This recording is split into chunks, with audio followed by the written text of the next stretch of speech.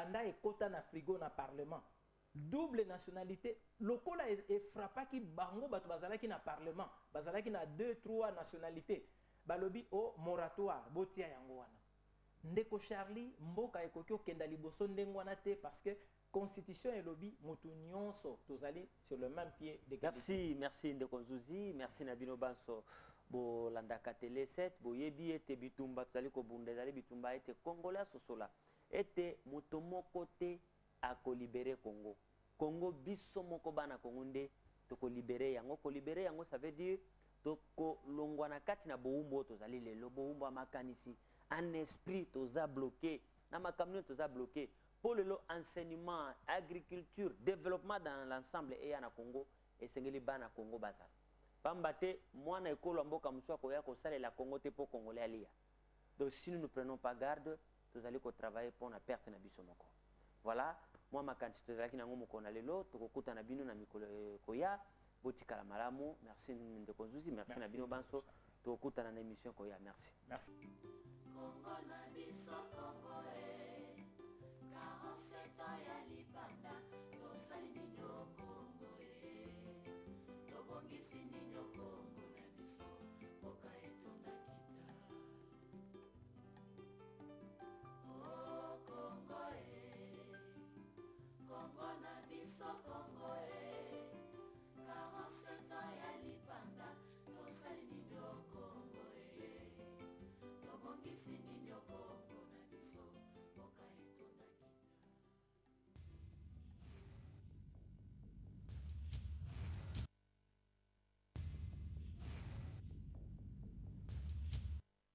Chaque dimanche à partir de 20h30, Télé 7 vous propose le journal de la rédaction avec Charlie Tossi. Mesdames et messieurs, bonsoir et merci de votre fidélité à Télé 7. Bienvenue dans ce nouveau numéro de votre émission Le Journal de la rédaction. Toute l'actualité de la semaine est analysée par les professionnels des médias. Il faut justement laisser des jeunes gens comme ces étudiants-là manifester leur colère de manière spontanée. Nous parlons avec des politiciens, que ce soit au sein du PPRD, que ce soit... Le journal de la rédaction, c'est sans tabou, mais en toute responsabilité. Ils ont chassé la dictature politique pour installer une dictature pire. Ceux qui pensaient que nous aussi, nous allons mettre les gens dans la rue pour apprendre aujourd'hui. Je dis que la responsabilité de ce qui arrive maintenant incombe tout d'abord au pouvoir actuel. Très bien. Si je voudrais juste si vous par rapport à la mobilisation. Oui. Charlie, je voulais dire une seconde pour dire que le Congo doit savoir que la MONUSCO est là plus pour protéger le Rwanda que pour protéger le Congo. Parce qu'en fait, ça c'est vous qui le dites. Mais c'est la réalité, mon frère. Rendez-vous tous les dimanches à 20h30. Mesdames et messieurs, bonsoir et bienvenue à cette émission Débat de la semaine, une émission qui décortique l'actualité de la République démocratique du Congo. Débat de la semaine, Adam Chemissi donne la parole aux acteurs politiques pour commenter les points chauds de la semaine. C'est pour cette raison, par exemple, qu'aujourd'hui, il revendique la gestion politique de ces coins. Ce qui n'est pas admissible, ce qui n'est pas faisable dans une république administrée correctement. C'est eux pourtant qui avaient refusé des mutations. Mais justement, M. Adam, c'est ça l'expression d'ailleurs de la mauvaise gouvernance. Maintenant, nous savons qu'il y a ici en Afrique centrale, dans la région des Grands Lacs, un chef d'État d'un pays qui ne respecte pas sa signature. Mais est-ce qu'il faut toujours avoir cette preuve du contraire pour se dire « Oh mon Dieu, on s'est trompé ». Débat de la semaine, espace ouvert à tout le monde, tout le lundi à partir de 20h30 sur Télé 7.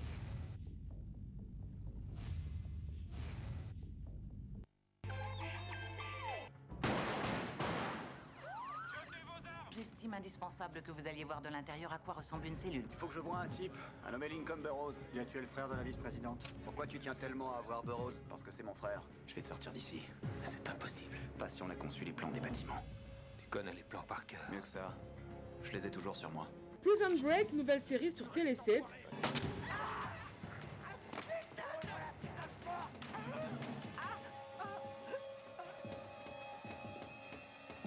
Elle m'a planté cette pute. Du lundi au vendredi, à partir de 19h50, rediffusion tous les jours à 10h15. Qu'est-ce que tu fais? Écoute, maintenant, faut y aller. Dépêche-toi. Attends, peut-être que papa a des problèmes. Ton père a déjà des problèmes et toi et moi, on ne peut rien y faire. Ne me mêle pas à ça, tu veux? Oh mais je te mêle à rien, moi. Je te mêle à rien du tout depuis la première fois que je t'ai vu. allez. Ça suffit, arrête. Prison Break, l'unique règle est la violence et la seule façon de s'en sortir est la housse mortuaire. Nouvelle série explosive à ne pas rater sur Télé 7.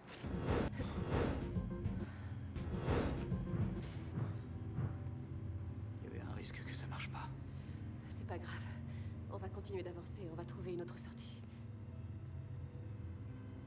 Je sais ce que je dois faire. D'accord, qu'est-ce que tu vas faire? Mais je viens avec toi. Tu sais que je t'aime. Oh, moi aussi, je t'aime.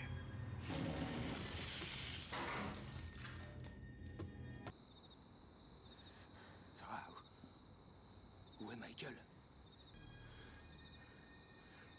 Il viendra. Comment ça? Il viendra pas.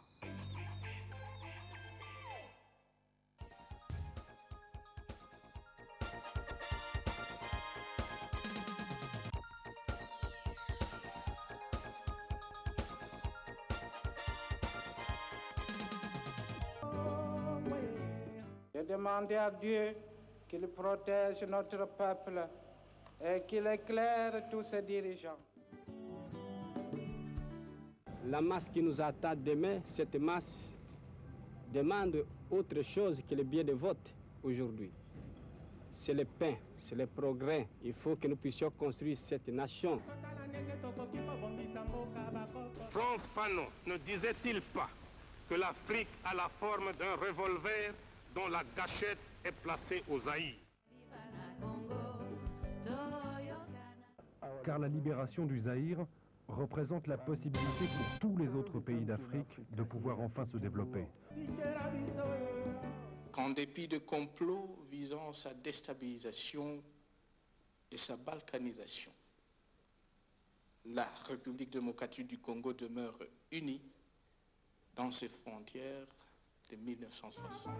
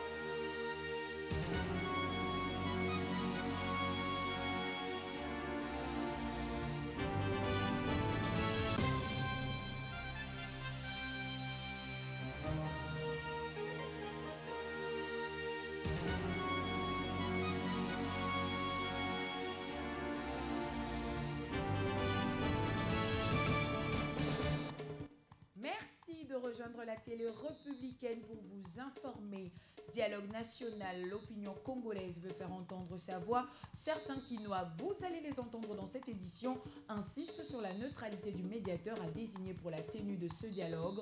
D'autres désignent nommément le président congolais Sassou Nguesso. Les travaux de modernisation et des réhabilitations du boulevard Lumumba prennent la vitesse de croisière. Ce samedi, le ministre en charge des infrastructures, travaux publics et reconstruction était sur les lieux pour s'en assurer. La police de circulation routière s'emploie tant bien que mal à maîtriser les embouteillages. Entre-temps, dans le but de mettre fin à la crise qui secoue l'église kimbangiste, le centre Monkoto appelle à l'arbitrage du président de la République pour réconcilier le prince de cette église. Enfin, les climats pas cléments pour la ville de Kinshasa, des fortes chaleurs sont ressenties le jour comme la nuit. Vous suivrez dans ce journal les explications des experts. Mesdames et messieurs, voilà tout pour le sommaire. Vous informer est notre devoir. Bonsoir, ça y est, la signature de l'accord cadre sur la paix, la sécurité ainsi que la coopération en République démocratique du Congo intervient ce dimanche dans la capitale éthiopienne. À cet effet, le collectif des ONG de droits de l'homme, en partenariat avec la société civile et les forces acquises au changement, a organisé ce samedi une tribune d'expression citoyenne en vue de tirer l'attention des Congolais sur la menace de balkanisation de la RDC. Le collectif des ONG insiste sur une forte vigilance pour l'application de cet accord cadre. José Junior Ouawa, Rosawazi, Dieu merci Sueka. Je le disais, la signature de l'accord cadre sur la paix, la sécurité ainsi que la coopération en République démocratique du Congo intervient ce dimanche dans la capitale éthiopienne. À cet effet, le collectif des ONG de droits de l'homme, en partenariat avec la société civile et les forces acquises au changement, a organisé ce samedi une tribune d'expression citoyenne en vue d'attirer l'attention des Congolais sur la menace de balkanisation de la République démocratique du Congo. Le collectif des ONG insiste sur une forte vigilance pour l'application de cet accord cadre. José Junior Ouawa, Rosawazi et Dieu merci Sueka signent ce reportage. Ils ont voulu, à travers cette tribune d'expression citoyenne, éveiller la conscience des Congolais sur cet accord cadre qui vise à instaurer la paix, la sécurité et la coopération en RDC. Tout en saluant la démarche, ils en appellent à la vigilance de tous. Nous avons pensé nous mettre tous ensemble parce qu'au fond, eux comme nous, ce qui nous unit, c'est que tout soit fait pour que la RDC ne puisse pas être balkanisée. C'est loin d'être l'avis du professeur Mugaruka qui souhaite qu'une chose, le rejet pur et simple de ces projets. Nous ne devrions pas signer cet accord-là au nom de la souveraineté nationale garantie par le droit international et au nom de l'intégrité du territoire congolais, elle aussi garantie par le même droit international. Mais pour Martin Fayoulou, la bataille sera âpre quant à l'application de cet accord.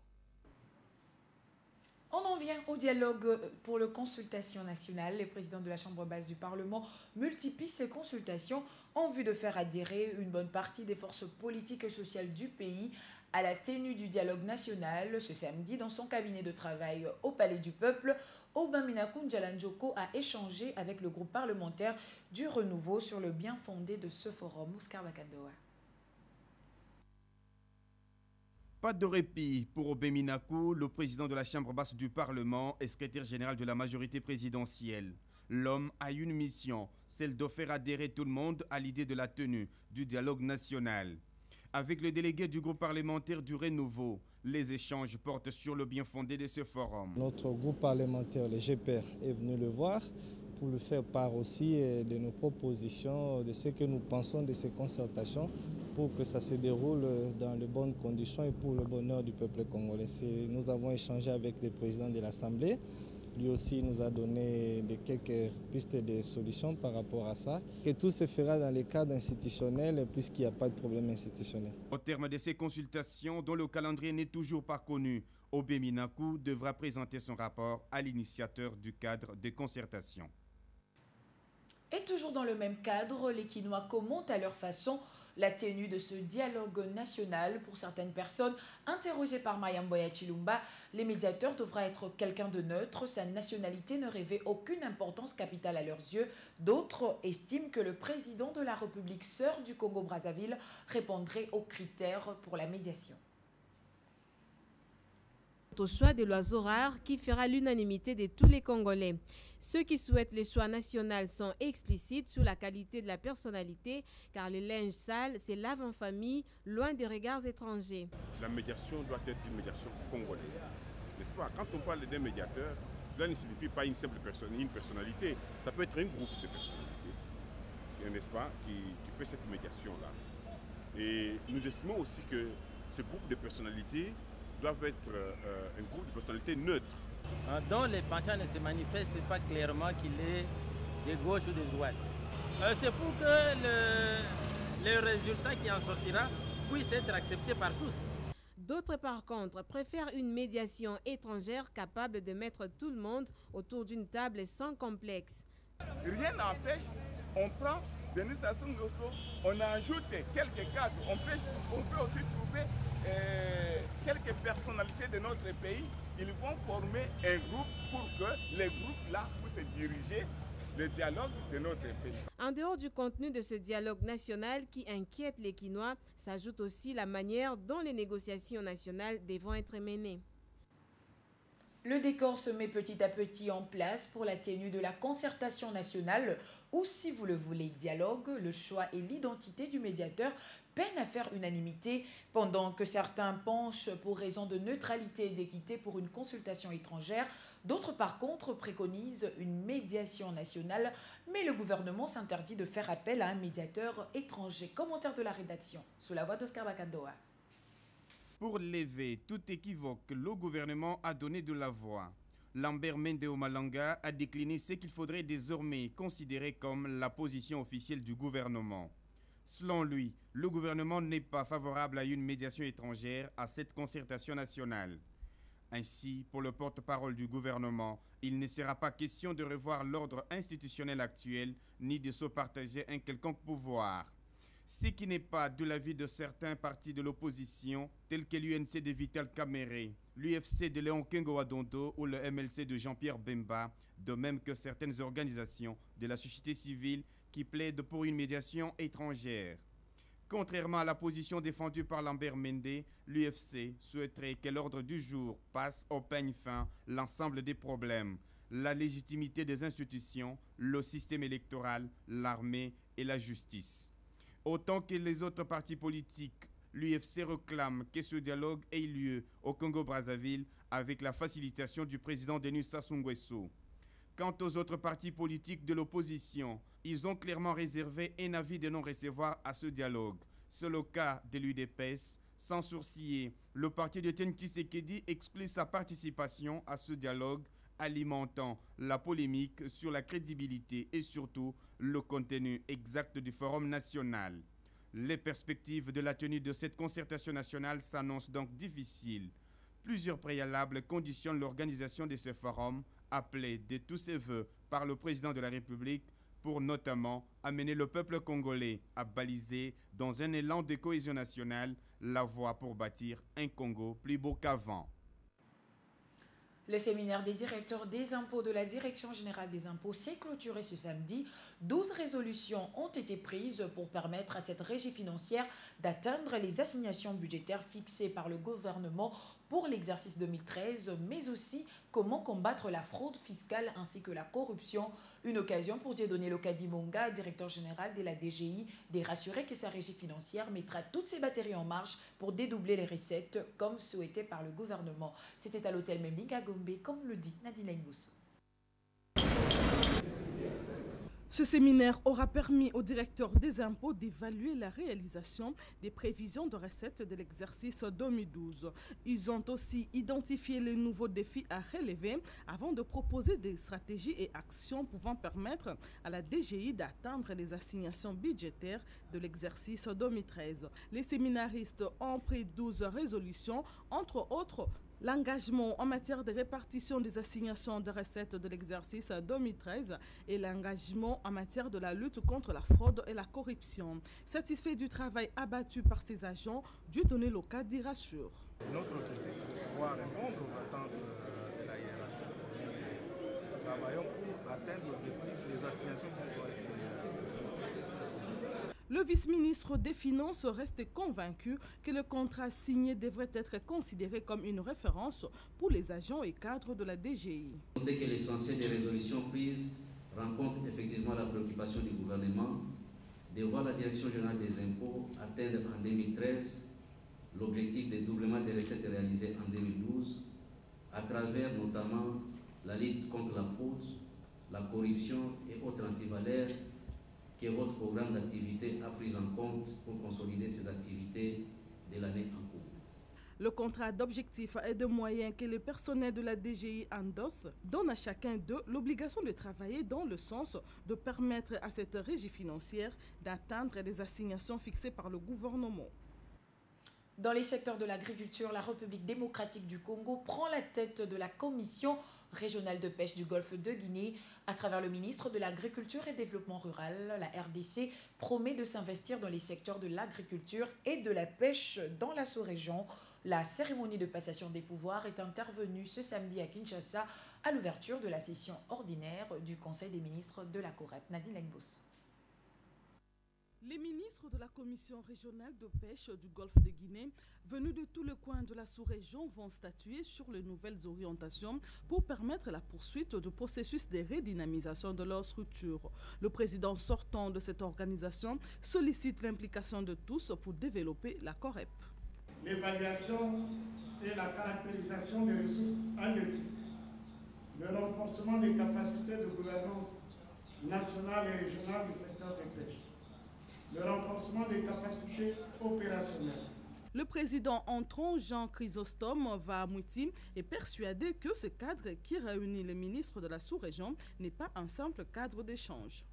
Et des emplois durables, sans oublier l'apport substantiel des recettes pour nos finances publiques.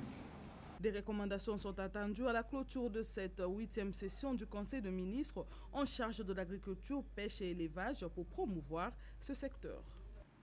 Et on en vient aux infrastructures. Le projet de réunification de la République démocratique du Congo par voie routière évolue plutôt bien 2 mois après. C'est l'essentiel de la première réunion ordinaire du comité de pilotage du dit projet vendredi au siège de l'Office des routes. Les participants ont émis le vœu de donner un coup d'accélérateur au projet RRR qui doit s'étendre sur l'étendue du territoire national. Doudou Ndombe Mousseka Maïngo, Blanchard Kandolo.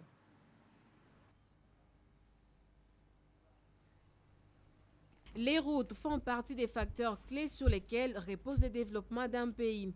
Le gouvernement l'a compris, c'est ce qui justifie la mise sur pied le 13 décembre dernier du programme de réunification de la RDC par voie routière. Cette première réunion ordinaire du comité de pilotage se veut un cadre de réflexion profonde sur l'évolution des travaux 2 mois après sur 10 chantiers. 8 sont déjà opérationnels. Chrysostome Ilangongo, directeur de cabinet adjoint du ministre en charge des infrastructures et président du comité de pilotage du programme RRR, s'en félicite, même si sur certains aspects, il y a des choses à améliorer. Le pays est grand, il y a eu tout ce temps de mise en place et aujourd'hui, la plupart des projets essentiels sont réalisés à environ 70-80%. Ils ont démarré et aujourd'hui, il y a juste quelques petits problèmes, notamment de mobilisation d'engins. Les engins sont là, mais il y a tous ces problèmes d'acheminement sur lesquels l'Office de route est en train de s'organiser et aussi au niveau de la ressource humaine, la formation, parce que comme vous le savez, c'est le programme de type gestion du type projet qui a été retenu. Le comité de pilotage du programme RRR est composé des ministères de la TUITPR, du budget, des finances ainsi que de l'Office des routes qui du reste se trouve être le maître d'ouvrage délégué à ces travaux. Je voulais annoncer dans le sommaire de cette édition, Fridolin Kasushi Musoka était sur l'avenue de Poids-Lourds ce week-end. Le ministre en charge des infrastructures, travaux publics et reconstruction devait évaluer l'avancement des travaux de modernisation et des réhabilitations de cette artère de la capitale. Les travaux évoluent normalement. La pose de la première couche d'enrobé s'y effectue par l'entreprise japonaise Kitano Construction Corporation. Le ministre a achevé sa mission d'inspection sur la chaussée de Lumumba en pleine réhabilitation. La phase de tranche 1 des travaux de modernisation et des réhabilitations de l'avenue des Poids-Lourds vont bon train. À quelques mètres de la base vie de la société japonaise Kitano Construction Corporation, commise à l'ouvrage, la première couche d'enrobé embellit la chaussée. Les Japonais effectuent un travail de qualité, dit cet homme. Ils en sont à la pose d'enrobé, que le gouvernement en tienne compte.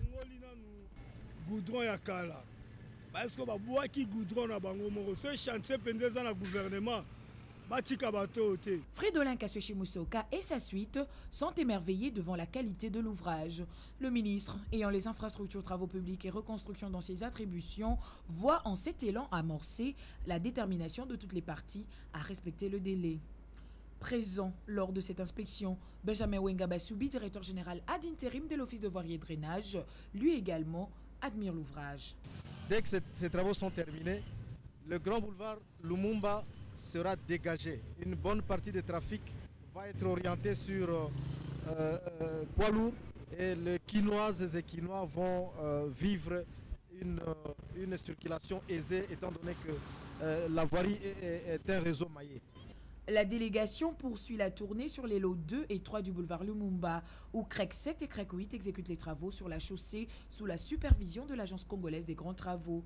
L'indiscipline des conducteurs cause toujours des embouteillages, mais la police des circulations s'emploie tant bien que mal à maîtriser la situation. Pratiquement déjà fait achever 1 km de chaussée. 1 km de chaussée qui aujourd'hui a déjà connu le traitement total au niveau de la plateforme et nous sommes déjà en train de recharger la couche de fondation. Les travaux effectués sur le pont de Djili connaissent un taux de réalisation de 50%. Il faut dire que les choses s'accélèrent. Les pieux qui soutiendront le pont mitoyen y sont déjà visibles. Autre gros titre de l'actualité, crise au sein de l'église kimbanguiste. Qui a raison et qui a tort? L'aile Monkoto en appelle à l'arbitrage du chef de l'État pour réconcilier les princes de cette église. Les responsables de cette église tiennent au respect de la doctrine. Au cours d'une conférence de presse ce samedi au centre Monkoto dans la commune de Girigiri, ils ont présenté le livre blanc retraçant l'historique de l'église de la création à ce jour de Douendombe, Moseka Maingo, Jean Péké. Livre blanc, comme pour dire qu'ils sont favorables à une réconciliation avec les kimbanguistes du centre d'accueil. Loin de faire l'apogée d'une polémique, l'aile Monkoto, dans ce document, en appelle au respect de la doctrine selon les principes des pères fondateurs. Simon Kiangani Kimbangu, chef spirituel, ne peut s'attribuer le titre du Saint-Esprit. Ce qui fâche, selon l'aile Monkoto, c'est que Simon Kiangani Kimbangu s'attribue les honneurs, bravant même les services de sécurité du pays. On l'accuse aussi de priver les autres du droit de se recueillir en Kamba, cité des pèlerinages de tout kimbanguiste. L'aile Monkoto en appelle à l'intervention du chef de l'État. Nous ne voulons pas polémiquer, mais nous avons l'obligation de situer les faits. Sa désignation comme chef spirituel. Et il a été par l'ensemble, je dis bien l'ensemble, des petits-fils de Simon Kimbangu. Malheureusement, aussitôt il a accédé à cette charge, il a créé la division. Présent dans 38 pays du monde, l'église kimbanguiste et ses fidèles sont très affectés par cette crise qui perdure. L'administration de l'église a totalement changé au profit du chef spirituel, alors que le père Simon Kimbangu a 25 autres petits-fils qui sont reconnus comme chefs spirituels, mais ils sont tout simplement écartés de la gestion, à en croire les nombreux détracteurs. Les langues nationales sont de moins en moins utilisées dans les familles à Kinshasa. Les familles préfèrent utiliser la langue française comme langue maternelle pour permettre à leurs enfants de s'adapter à l'école facilement. Mais dans certaines familles, l'on pense que les langues nationales sont indispensables pour les enfants dans l'apprentissage de leur culture. Rosa Wazi et Fiston Bouini signent cette mini-enquête menée pour vous. L'usage de langue nationale dans les familles régresse de plus en plus selon les statistiques récentes. La plupart de familles interrogées à Kinshasa préfèrent apprendre la langue française à leurs enfants. Le phénomène prend de l'ampleur et le français est devenu la langue maternelle dans la plupart des familles intellectuelles. Non, je ne parle pas lingala. Pourquoi? Je suis habituée mieux au français. Moi, si je parle le lingala à la maison, on va mal me taper. Parce que mes parents n'aiment pas que je parle lingala parce que je serai mal formée. À l'école, les enfants prennent souvent la langue française. C'est pour cela qu'on a l'habitude de parler de langue française aux enfants. Si les uns préfèrent la langue française, d'autres par contre pensent que les lingala restent la langue locale la plus parlée à Kinshasa. Ils n'y trouvent aucun inconvénient à l'apprendre à leurs enfants. C'est pas bien parce que si vraiment le français doit devenir la langue maternelle, ce n'est pas bien. Parce que vous voyez que le français, il y a surtout la question du vocabulaire. Il y a ces choses-là qui doivent s'apprendre, qui s'apprend. Hein, certaines choses qui s'apprennent au bas âge, en famille. Vous voyez qu'avec le français, l'enfant a beaucoup de difficultés de comprendre cela.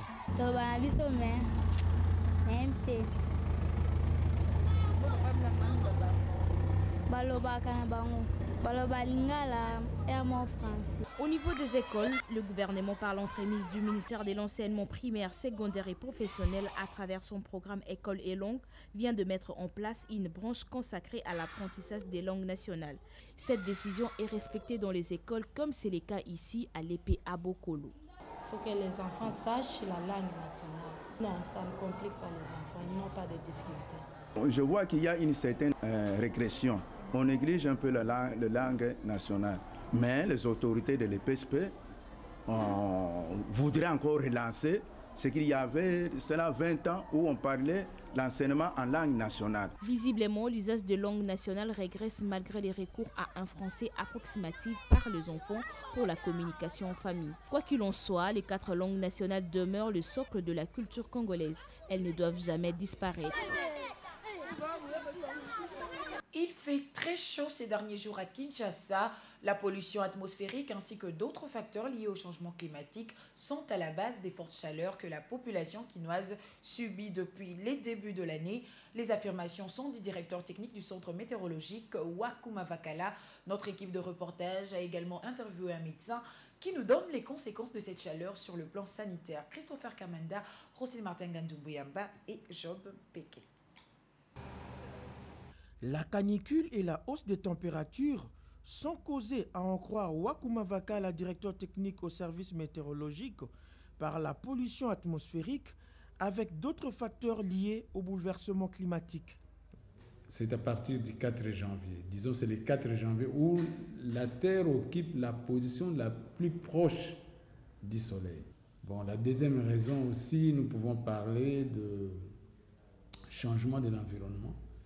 Comme vous pouvez d'ailleurs le remarquer, par-ci, par-là, il y a des constructions, il y a des bâtiments qui poussent partout. Et on est en train même d'éliminer tous les espaces verts.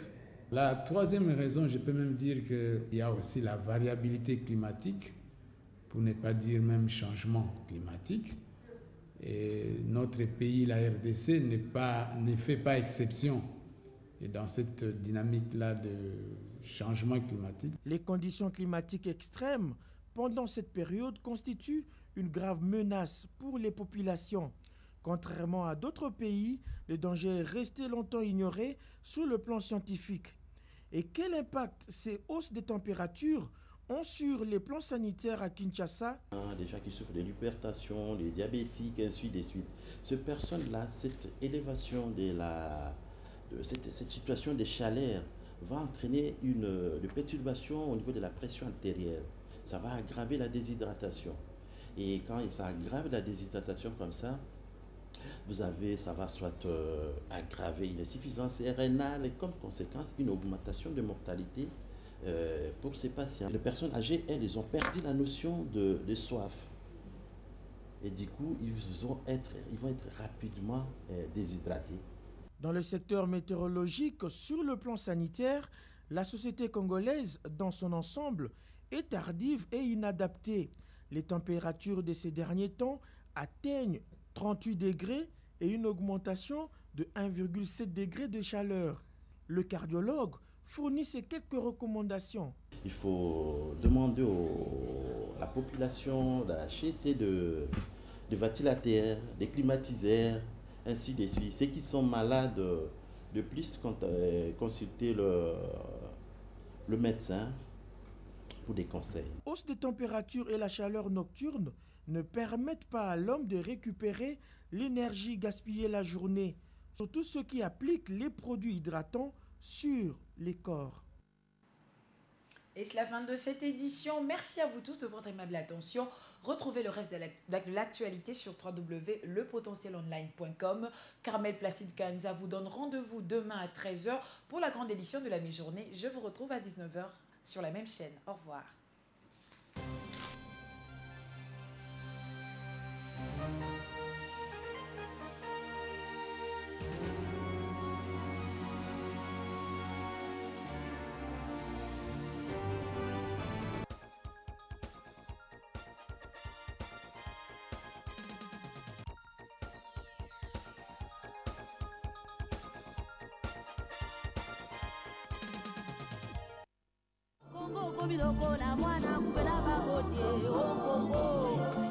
Les complots étaient déjà faits, les plans étaient déjà établis.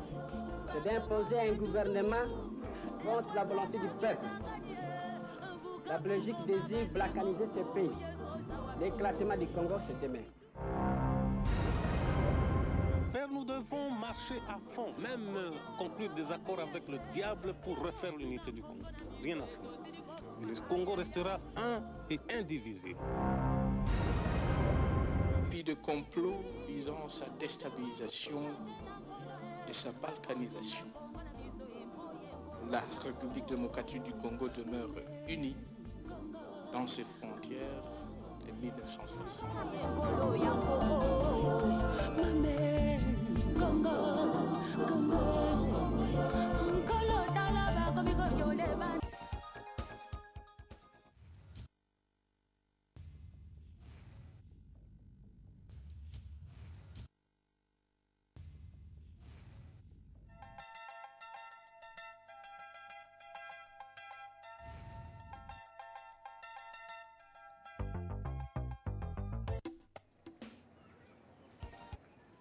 Et gars, viens me voir, viens. Combien de portables j'ai? Hicham a 4 portables. Ça, Super SIM avantage. Et ça, Superman, Super Bonanza, Super SIM. Le troisième te donne des bonus inimaginables. Mais Hicham ne sait ni quand, ni combien. Celui-là, il ne sert à rien, mais je l'aime bien. Il me dit bonjour. Les filles, vous savez quoi? Je pense que c'est facturé à la seconde. C'est la minute. C'est le prix à la seconde. Non, maman. C'est les payants qui à la seconde. À la seconde. Combien je paie la minute?